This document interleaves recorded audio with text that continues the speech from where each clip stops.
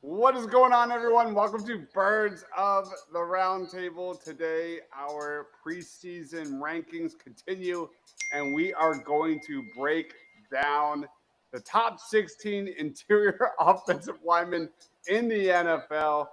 We have all of the rankings done, and we're going to go 16 to 1 as Shane works on the layout here. We are so back.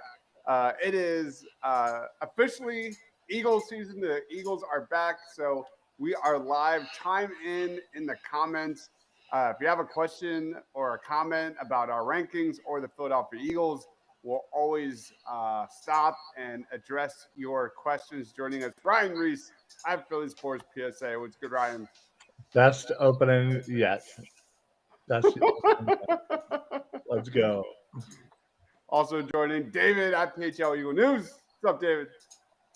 Doing good, man. On the eve of actual pads again and training camp. Exciting. And then Shane, half NFL and X. What's up, Shane? And I thoroughly enjoy these ranking shows, but I'm so ready for real football to be back so we can stop ranking players and start talking about games we just watched. I absolutely cannot wait until we're talking about some. I mean, preseason's okay, but till we're talking about some actual regular season football. Let's go. Agreed. Let's jump right into this thing. Sticking with Shane. Number 16, Tyler Linderbaum out of the Baltimore Ravens. Talk to us about Linderbaum.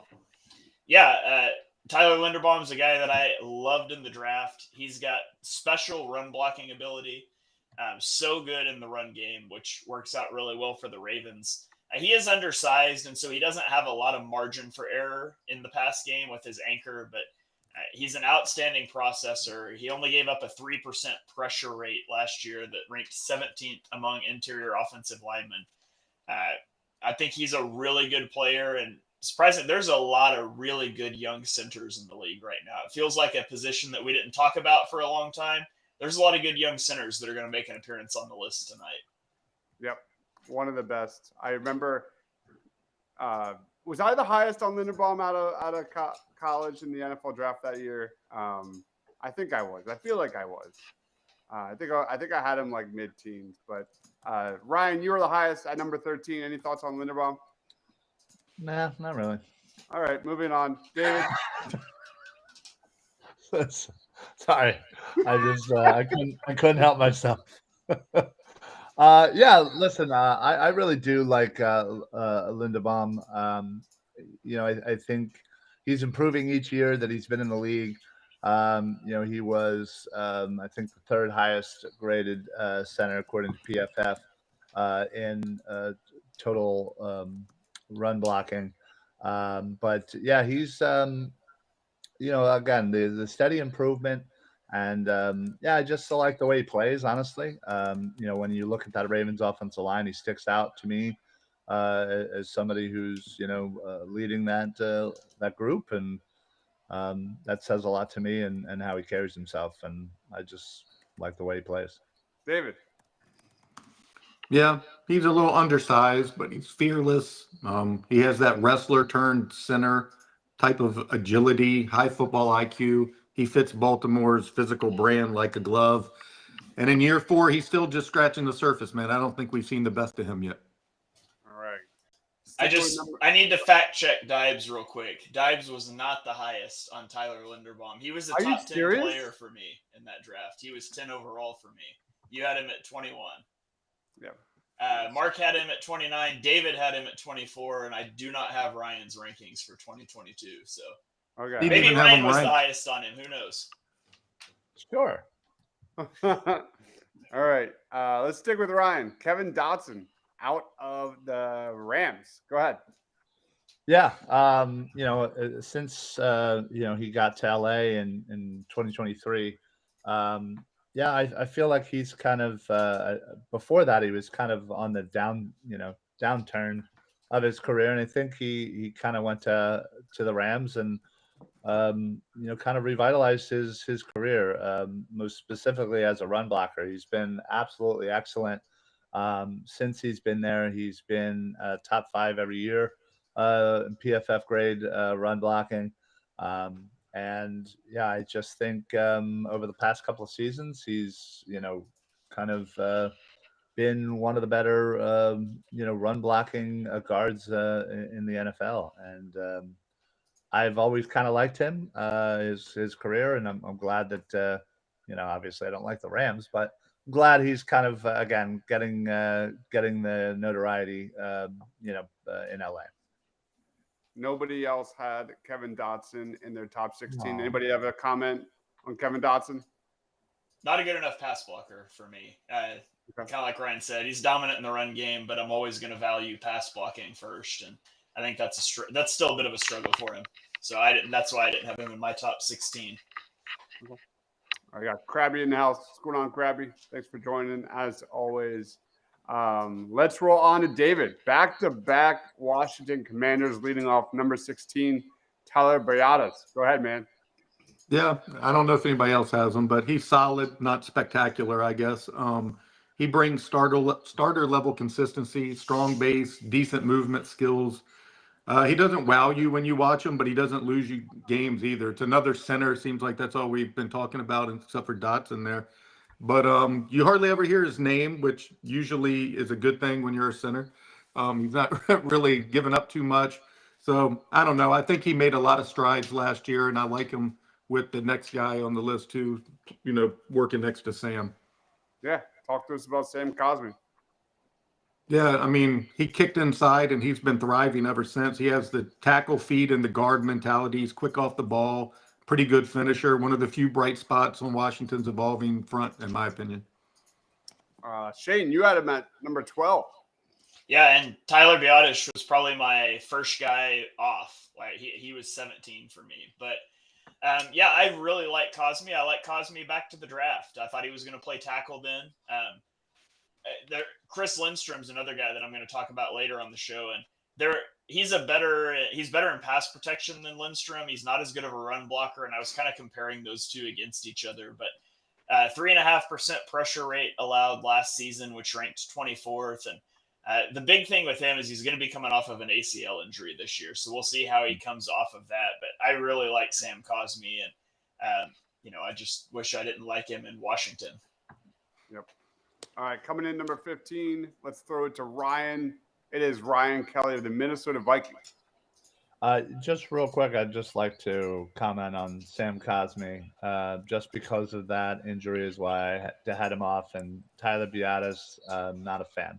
Don't think I have him in my top 10 centers. So anyway, who am I doing now? Ryan Kelly. Ryan Kelly. All right. Ryan Kelly, obviously, speaking of, injuries, he was coming off of an injury when he last was in Indianapolis, coming to the Minnesota Vikings.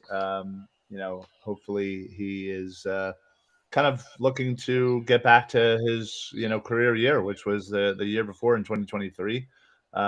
He was one of the top emerging centers in the league. And, again, I think coming off of an injury, obviously that always, is tough, but, I fully expect him to inch closer towards that 2023, Ryan Kelly that we saw in Indianapolis.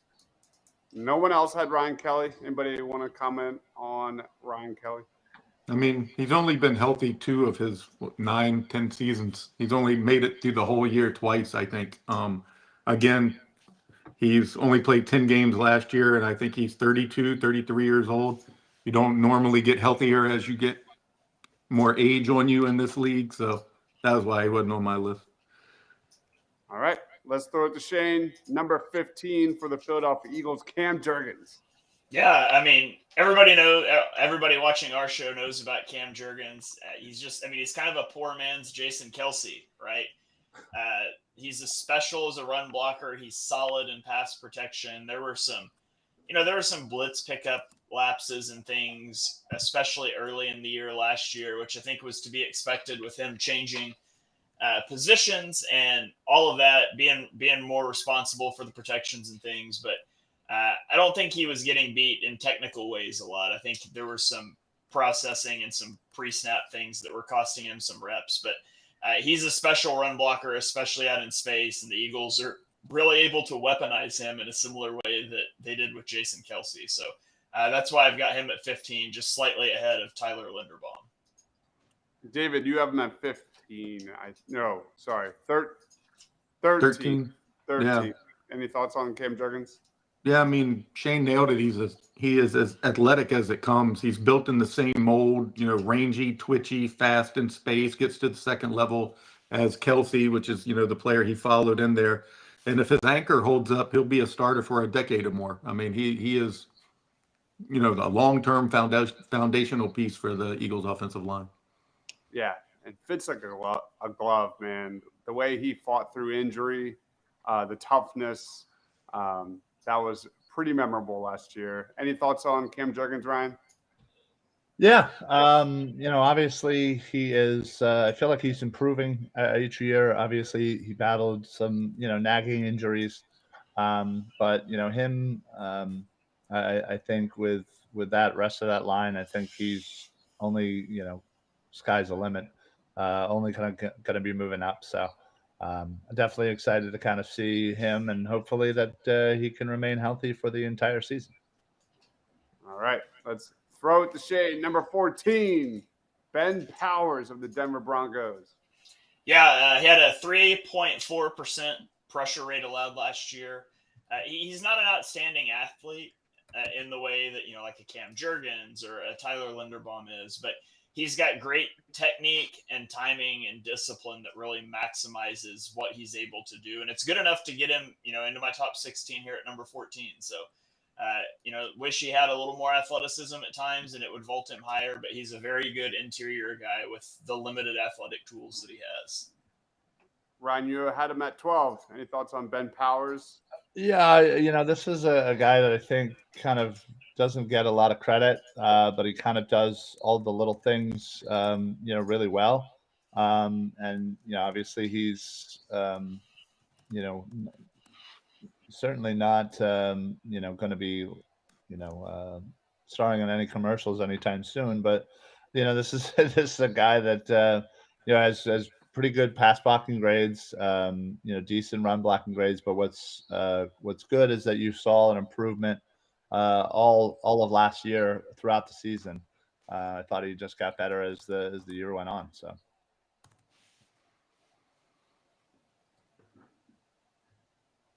David, any thoughts? Sorry, guys.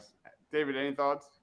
Yeah, I mean, like they said, he's thick, stout. He's built for trench warfare. He's a type of throwback kind of guard. He's not flashy, but he's very difficult to move. In Denver, he's a stabilizing part of that, unit. He started with the Ravens, showed how much value he had, and then signed for $50 million in Denver, and he's probably going to get another contract out of that when that one's up next season. All right, Shane. Your number 13 is Wyatt Teller of the Cleveland Browns. Yeah, he had a bad year last year. And he's got a running mate that we're going to talk about in a minute that was in the I'm just going to lump them both together because my number 11 is Joel Bitonio. And both of these guys playing for the Browns had bad years last year, but they both did it in terrible situations. They had 4 different starting quarterbacks, and they all sucked. Bitonio played next to 3 different left tackles in the middle of it. Wyatt Teller was battling through some injuries in a pass-heavy scheme with horrible quarterbacks. And just not good years for either of them, but I think they're both great players playing in a dumpster fire. Teller he's a powerful run blocker on a team that just didn't run the ball nearly enough. And Bitonio is a very consistent player that's really well-rounded in all facets of the game. And again, I think both of these guys were really hurt by situation. And then a little bit for Teller also with injuries last season. So I'm going to go ahead and plug Bitonio into my list here. I've got him at 11 and 13. And I think they're a really good, strong interior core that just couldn't catch a break last year. David, you had Bitonio at number 10. Yeah, I like him. Teller, I'm very familiar with. He played for Virginia Tech. He's great in the run game, like Shane said. I think he's 31 this year, battling injuries, and kind of like I said earlier about Kelly. When you start getting that kind of age on you and start battling injuries, I kind of just bow out. Batonio also is, 30 plus years old, but he probably had the most veteran presence on that line, and he's much better in pass protection, which is a big deal for me. And I think, he's been the foundational piece throughout all that chaos they've had in Cleveland over the years. We got Eagles Eric in the house. What's going on, Eric? Ryan, any thoughts on Batonio before we roll on? Yeah, I've liked Batonio for years. He's I believe he's 34 heading into the season, so he's certainly up there. Obviously, did not have a great year, as Shane said. Kind of a dumpster fire in Cleveland, as it normally is, but even more so last year. So I look for him to kind of bounce back and get to again his normal ways. Obviously, yes, age is certainly a factor, but when it comes down to it, he has been the foundational piece of that offensive line in Cleveland. Since oh man, Joe Thomas. Yeah. All right, David, you're number 11, Eric McCoy of the New Orleans Saints. Yeah, I like him a lot. He's a hyper smart center, really good feet. He anchors New Orleans interior with consistency. He's always keeping things clean on the Saints offense. He's probably the guy who'll, be there. I think he's 26, 7 years old to, assume the post Drew Brees identity for the next quarterback that takes over down there in New Orleans. And he had an 89 rating in Madden, so that's pretty good. You're muted again, Dives. Ryan and Shane, any thoughts on Eric McCoy? Well, I have some thoughts that you should fix your mute button. Yeah, I do like him. He had a bit of a groin injury early in the year last year, but once he came back, he was having a fantastic year. And again, kind of a weird situation at quarterback there, but he was one of the best graded per PFF at the center position. Top 5 in most categories. So despite missing that time, I thought that bodes well for him coming into 2025 healthy. David, any thoughts? You started with David. Yeah, thanks. Oh, all right, let's roll on to Ryan's number 10, Zach Frazier out of the Steelers. Sorry, we're going to me. What are you, Ryan? Sorry. Speaking of off the rails, Zach Frazier was certainly a awesome draft pick for the Steelers. I believe second round pick last year, and just man, he had an absolute monster of the year. He's 24 years old, heading into his second season, and man, if he can continue to build on the year that he had in Pittsburgh, man, it's going to be one less thing that Steelers fans have to worry about. Absolutely graded, solid all around, and both run and pass. So yeah, I thought he was one of the better offensive linemen in the 2024 class. David, Shane, any thoughts on Zach Frazier? Yeah, he would back-to-back centers, and McCoy at 9, Frazier at 10 for me, that play for teams that just won't take the quarterback position seriously. But Frazier was amazing as a rookie. I think there's a lot of shades of Creed Humphrey in his game. He's not as athletic as Creed, but he's got elite play strength. A lot of his pass protection losses were against looping defensive ends, which I think is pretty easily correctable. But even at that, he only gave up a 2.1% pressure rate, which was 5th among all interior offensive linemen. So Zach Frazier's awesome. Had an awesome rookie season. Can't wait to see what he does in year 2. Any thoughts, David? Yeah, I mean, he's a center with the wrestler's balance, a technician's brain. He's going to anchor that, line for a decade. He's just a Pittsburgh kind of guy, too. Just a really great pick. Yeah, you can't go wrong with that. And I think I'm seeing the trend here, like 75% of these guys are centers, it's seemingly looking like. All right, let's stick with David and his number 9, Chris Lindstrom of the Atlanta Falcons. Yeah, I think he's been underrated for years. He's rightfully paid and respected now after signing that $100 million contract extension with the Falcons. He's a movement guard, elite elite reach, blocking ability. He wastes no motion whatsoever, and he's just a really good fit with Atlanta's wide zone heavy scheme. All right. Ryan, any thoughts on Lindstrom? David said it beautifully. It's a little bit underrated, but man, 3-time All-Pro.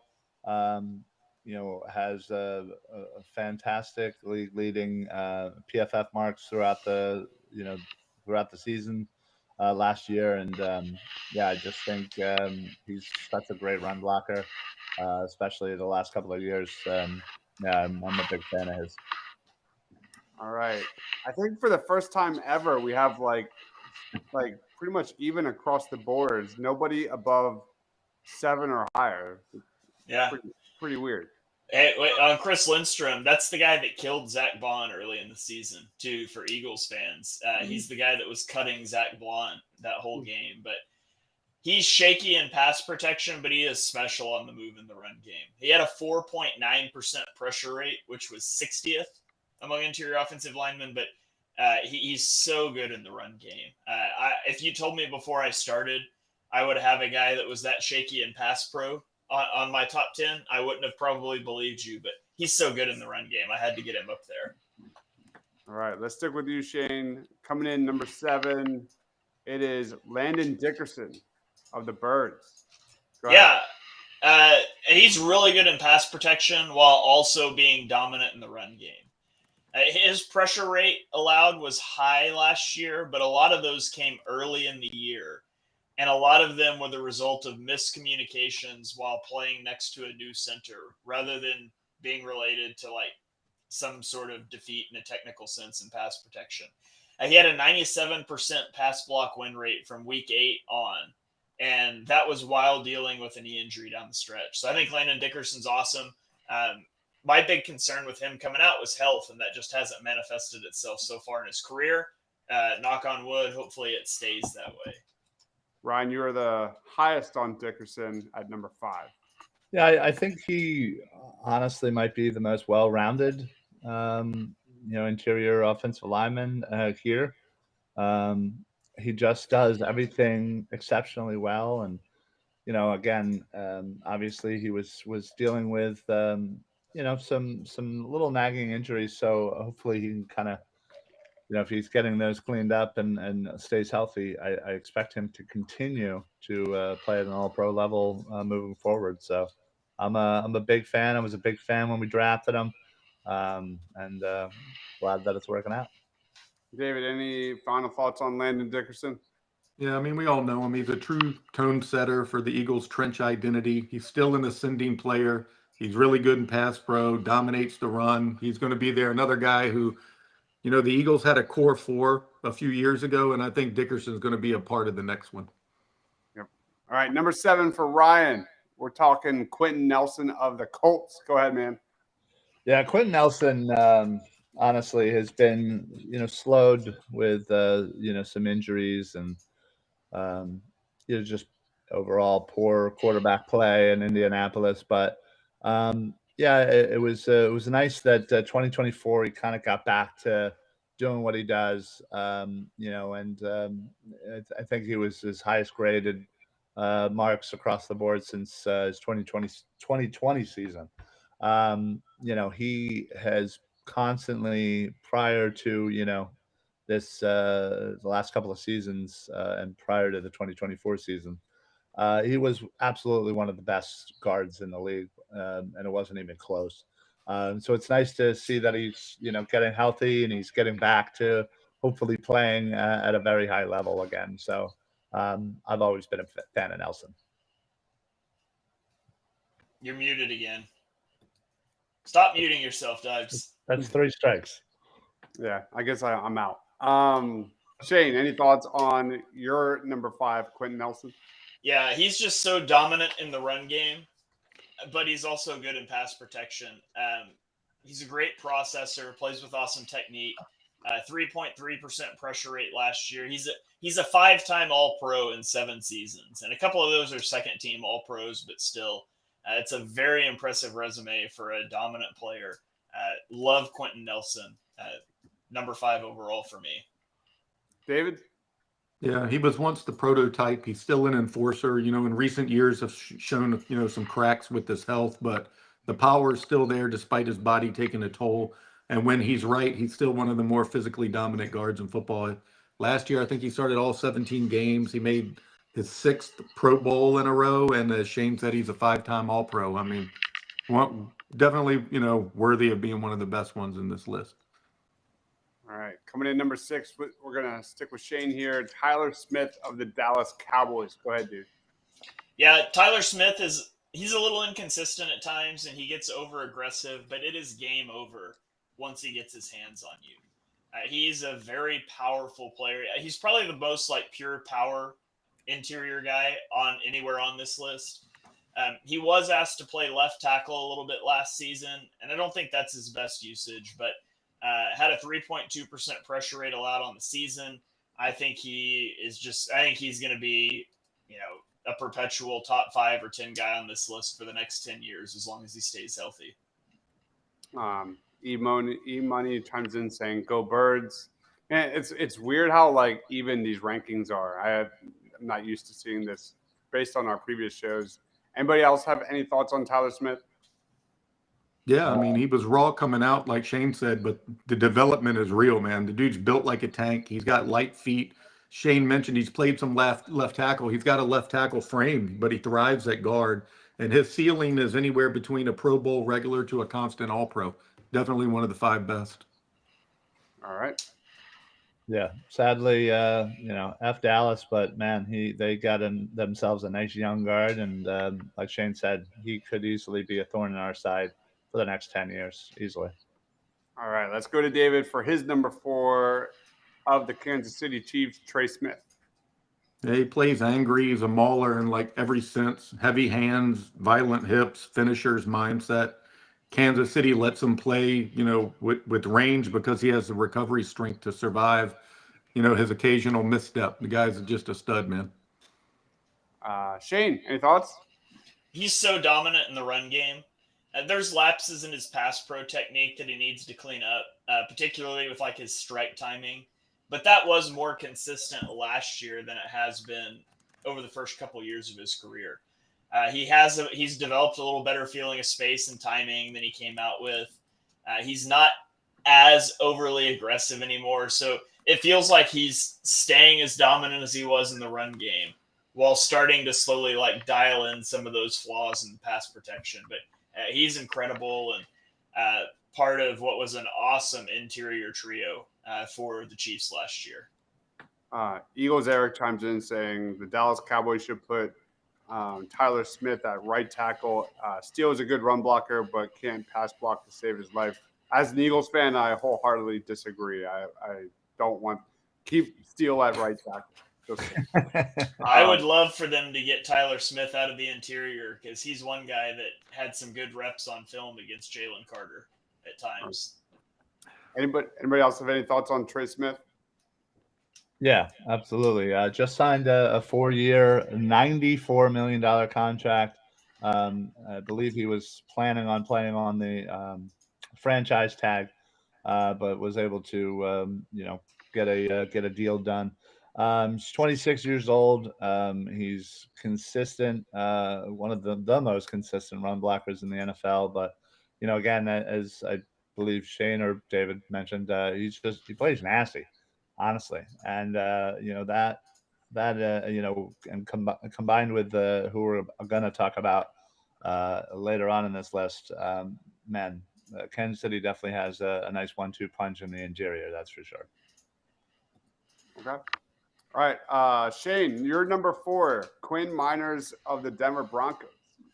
Yeah, he had a 1.7% pressure rate allowed last year, which was first among all offensive guards. Some of that was due to the scheme they were in, but still, he's a physically imposing guard who is dominant as a run blocker. His pass protection's improved. There's still room for improvement there. Like I said, that low pressure rate is partially a result of lacking true pass sets. A lot of play action, a lot of RPOs in that Denver offense last year, but he's only been in the league for 4 years, and he played D3 football in college. And so for him to go from a D3 player to a top 5 guy on my list in 4 years, the Eagles fans know very well the Jordan Mailata story, but the Quinn Miners story is pretty impressive in its own right. Anybody else have any thoughts on Quinn Miners? I mean, Shane nailed it. He played college football for the Whitewater Warhawks for D3. I mean, it's just absolutely amazing. He's a friggin' top 3, player on this list. When he fires off the ball, man, it's game over. Raw power, nasty streak, underrated athleticism, and another guy who's just going to be a tone setter for that rebuilding front they're having out there in Denver. Brian, any thoughts? Yeah, he's absolutely just destructive. He was one of the only guards last year to earn an 80 grade in both run blocking and pass blocking. So yeah, I mean he's consistent all over the place, and he's really just kind of coming into his own now. And yeah, the story is pretty sweet. I'm not gonna lie. All right, our next two are all the same. Let's throw it to David, number 2 of the Chicago Bears, Joe Thuney. Yeah, 32 years old, 4-time Super Bowl winner, both with, I guess, New England and Kansas City. One of the smartest, steadiest in football, man. And now he's going to give a young offense a chance to, build and help develop Caleb Williams over there. He gives him a grown man up front. His hands are clinical tape material, man. His postseason reps show he's still built for this. The Bears needed this, and he's going to make a difference for that kid over there in Chicago. Ryan? Yeah, he's just been consistent. He's been one of the best guards, if not the best guard in the NFL the last couple of seasons. The best pass blocking grade for a guard over the last 4 seasons in a row. Let up no sacks last year, 1.9 pressure rate. Yeah, dude's just really good at his job. Shane? Yeah, he's a great left guard. And fortunately for the Eagles, the Chiefs made the stupid decision to move him to left tackle last season late in the stretch. And, I mean, it just obliterated their offensive line. And they were having trouble at left tackle, and so they took an elite left guard. He allowed a 1.9% pressure rate at left guard the first 14 weeks of the season, which was second among guards. And they kicked him out to left tackle, where he allowed a 9.3% pressure rate from week 15 through the playoffs. And so they basically took an elite left guard and made him a below average left tackle. And it just kind of tanked their interior. And we saw the result in the Super Bowl. Not that probably would have been different if they left him at his position, but it's still mind-blowing to me that they did that. But he's as elite as it comes on the interior. Don't ask him to play tackle. And I don't think there's anything wrong with that. All right, we made it, guys. Number 1, no surprise. I'll keep it with you, Shane. Creed Humphrey, your guy. Yeah, Creed. Man, do you remember how much I loved Creed Humphrey in his draft? Of course I do. Yep. I wanted the Eagles to draft him, even though I knew that would be stupid with Jason Kelce having years left. But Creed just doesn't lose in pass protection. He is ultra consistent. He is strong. He climbs so well in the run game. He's super athletic.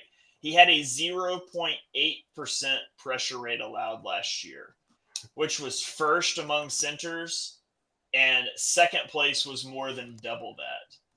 And on top of that elite, consistent play, he hasn't missed a start in his 4-year career. So you can add durability on top of it. Creed Humphrey's the whole package. I fully expect him to be number 1 on this list for years to come. Ryan, any thoughts on Creed? Yeah, it's annoying that he's a Kansas City Chief, but yeah, he is consistently playing at a high level, so super productive, and grades out all over the place, top 1 or 2, and yeah, he's a fun watch. You can see that he's very technically sound, but man, is he loves to kind of mix in some nasty power and just throws good dudes all over the place and manipulates everybody to his will. So it's, yeah, like Shane said, he is absolutely going to be on number one on this list for a long time. King of the Nerds chimes in saying, if the KC line was so good, how did they give up 6 sacks in the Super Bowl? Now we just explained it. Yeah, it's because they kicked Joe Thuney out to left tackle. So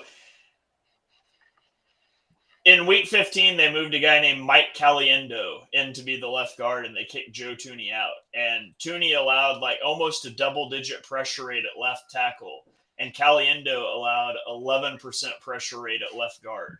And the Chiefs had a massive drop in their ability to run the football, which when you can't run the football, it makes it easier to rush the passer, and it all snowballs. It's a cumulative effect. And it's something that, like, it was very noticeable week 15, 16, 17, and they just stuck with it instead of making that switch back. And they did not have good options at left tackle, but you should be able to scheme. You can scheme around one weak link. It's not ideal if it's at left tackle, but you can make that work. They made the entire left side of their line weak, and I think that was the kill shot that kind of hit the tipping point in the Super Bowl. Yeah. David, did you have any thoughts on Creed Humphrey?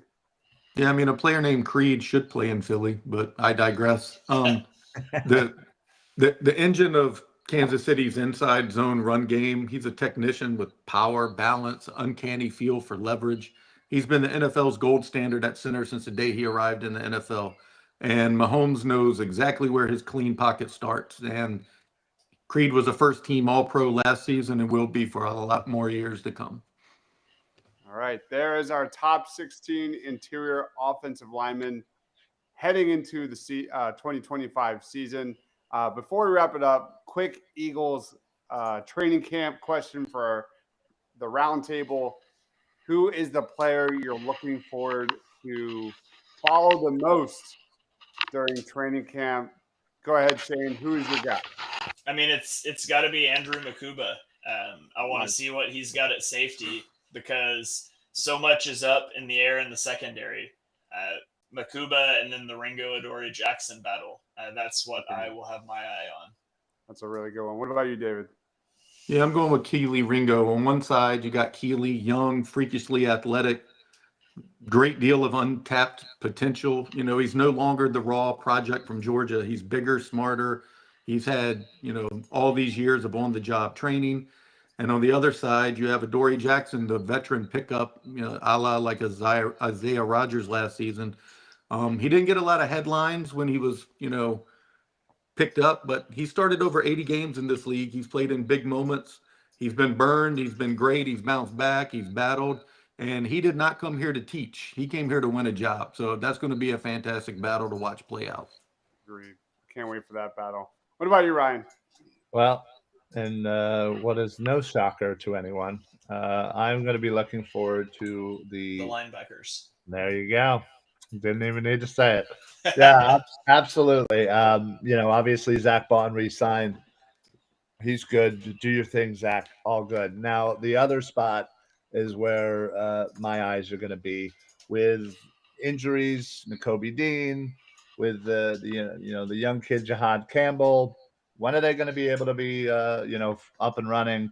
More specifically, Campbell. We know Dean might be taking a long time, but if Campbell's going to be out during training camp, who are the linebackers that are going to be stepping up? Is it Trott? Is it Smell Munden? Is it somebody else? There's a lot of question marks in that second position, and that's where my focus certainly will be.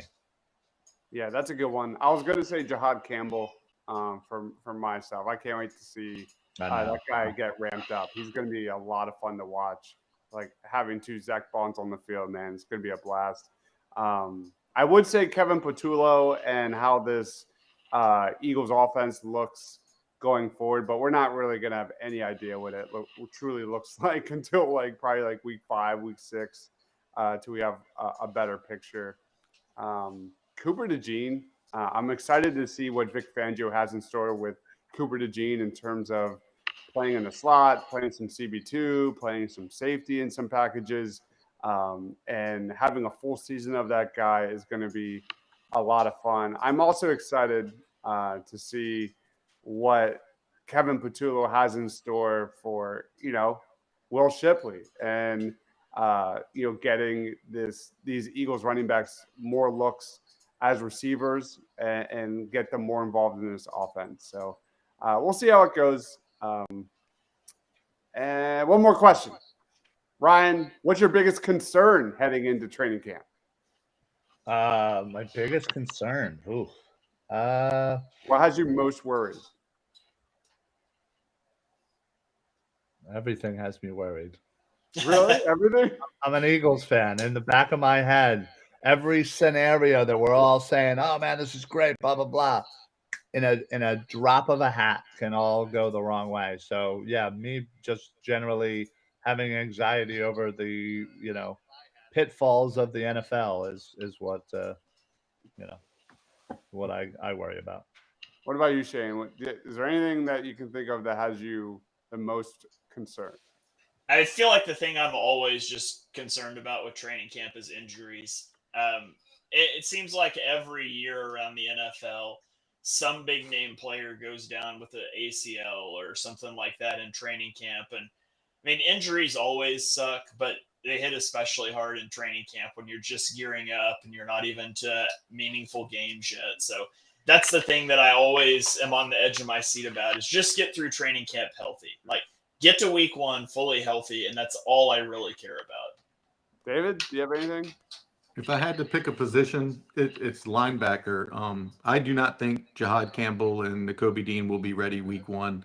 So you're looking at Trotter or Smile Mondone or another Howie Roseman August phone call trying to pick up a piece to cover for a few weeks, and that is not ideal. All right, there it is. That wraps up our Birds of the Round Table heading into training camp. Expect tons and tons of Eagles content as I guess they hit practice tomorrow, correct? Yeah. First day of practice tomorrow. Throw it to Ryan. Final thoughts, plugs, time's yours, man. Yeah, this is a great day. This is like Christmas Eve. We finally made it to actual training camp. We can stop with the what ifs and the what's going to happen here and there. Now we get to get updates. If you're anybody that's on X, make sure you put your X notifications up. So anytime something happens, you get an immediate notification. Just don't do what's the darn guy? Oh, why am I blanking on his name? The guy that nobody likes. Reporter, small, Elliot Shore Parks. Yeah, don't do him. He's a jerk. Fight me. What? That's not the guy I would think of. But anyway. When it comes to training camp, he's always overcritical of Jalen Hurts and every little thing that he does. So I don't like that. Get out of here. Yeah. You and your soccer jersey wearing ass, you can get the hell out of here. Who was the guy that Joel Embiid got in a fight with? Oh, that's I'm drawing a blank. What was his name? That would be the guy that's my go-to. Yeah, but he's not a football guy. Yeah. Yeah. Joel Embiid fights a reporter. It's not Keith Pompey. It's no, not Keith. What was his name, dude? Oh my God, who you're talking about? Damn it. Marcus Hayes. Marcus Hayes, yes, he is. Oh man, that guy's a clown. The J.O. of all J.O.s. Shane, final thoughts, plug. Yeah, man, I don't know how we got there, but wrap up our offensive rankings. We'll dive into defense next week. Follow all of these guys on Twitter. Be sure you're subscribed to the Pinpool Network. We'll have lots of content coming your way as we ramp up to the regular season. And I'm going to have BLG on Saturday, and he's going to give us some info on training camp. So I'll have BLG on the pod on Saturday, so you can look for that episode to drop, as well as lots of other stuff dropping throughout the week. So stay tuned. David? Yeah, man. Just start following everybody. It's that time of year where you want to turn your notifications on. I'll be at camp, I think, the 3rd through the 9th. I got a training camp preview piece out today. You can get off my Twitter handle. But yeah, and R.I.P. Ozzy Osbourne, man. Yeah, for real. Mm. Yeah, and I remember watching that concert like 2 weeks ago too. Like, Yeah, it's insane. it's crazy. Well, man, sad day for sure. And what's also crazy is college football season is like nearly a month away. So expect Ryan and I to have some shows coming soon on that and Eagles draft targets. I have no idea how it's almost college football season. That just blows my mind. But guys, thank you everyone for watching. We'll be back Tuesday next week. He is Ryan Reese at Philly Sports PSA. My man David at PHL Eagle News. Shane Half, man, I can't figure this out. At Shane Half NFL, I'm getting it. Thank you everyone for watching. For Ryan, for Shane, for David, for myself, stay awesome.